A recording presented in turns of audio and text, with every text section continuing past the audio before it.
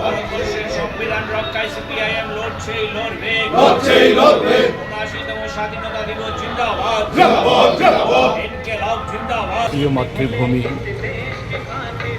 ভারত তথা ইন্ডিয়ার ৭৯তম স্বাধীনতা দিবস, এই দিবস উপলক্ষে আজ আমরা আমাদের পার্টি রাজ্য দপ্তরে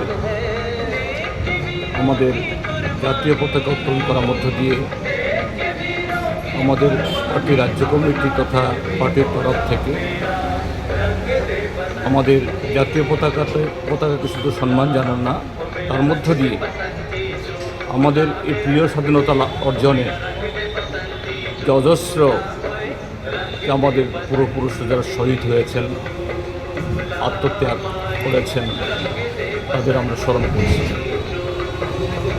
একই সাথে আজকে এই উদযাপনের মধ্য দিয়ে আমাদের যে পূর্বপুরুষরা যে স্বপ্ন, যে আকাঙ্ক্ষা নিয়ে তাদের ত্যাগ প্রতীক্ষার বিনিময়ে এই স্বাধীনতা আমাদের কাছে উপহার দিয়ে গেছেন, এটা শুধুমাত্র একটা দেশ হিসেবে, জাতি হিসাবে পরিচিত লাভের জন্য না, আমাদের এই উত্তর এই স্বাধীনতা তথা আমাদের এই স্বাধীন দেশ, তার প্রত্যেকটা নাগরিক তারা যাতে সমান অধিকার, ন্যায় বিচার, সামাজিক, অর্থনৈতিক, শিক্ষা, তার ধর্মীয় স্বাধীনতা সব দিক থেকে অর্জন করতে পারে, এটা ছিল স্বপ্ন।